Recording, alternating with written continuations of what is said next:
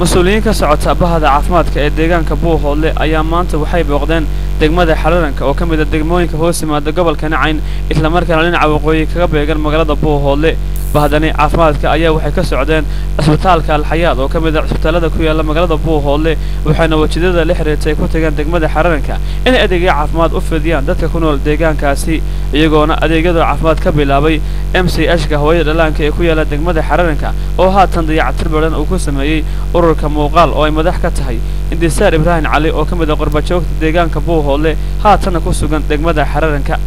waxaana walaalkaasi ka hadashay Indisaar oo iyadu ku soo dhaweysay bahda caafimaadka gobolka Cayn deegaanka Xararanka iyo waliba Dr. Xasan oo isna kamid ah bahda caafimaadka ee deegaankaasi Xararanka waxaan joognaa Xararan clinic xanaanada Xararan ayadan clinic-du ku qornaa 2 sanadood haddana waan dayactirnay waxaan rajaynaynaa inaan gaarno dadka reer miyiga ah ay cidina gaarin lama ooyaan lama gaaraan u timaadaan aynan jirin alxamdulillaah rabbil caalamiin ilaahay wuxuu noo saamaxay inaan maanta keenno dhakhtarad Maryam ka keenno Buuhoodle ay jagarayso dumarka caruurta dadka dhiigkarka qaba dadka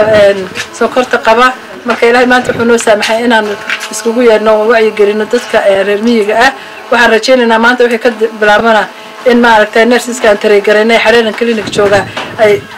u gaaraan oo u tagaan dadka reer miyiga ah bishii weekina ay ka qaadaan khamiis walbana ay dadka blood pressure-ka maanta ka helno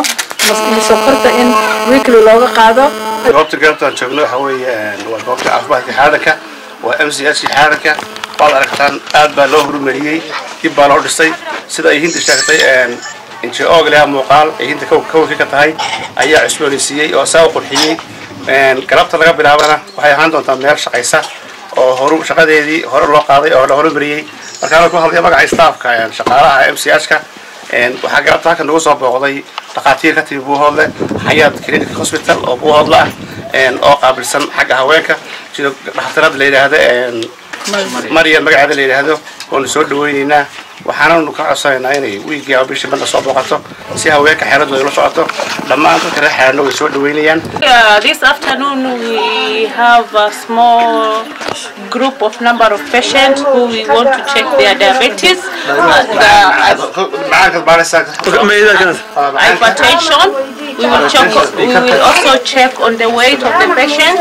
and we'll give health talk, health education to the diabetic patient and hypertensive patient, especially about their diet, what to take, what not to take, how to live and how to exert their chronic illness.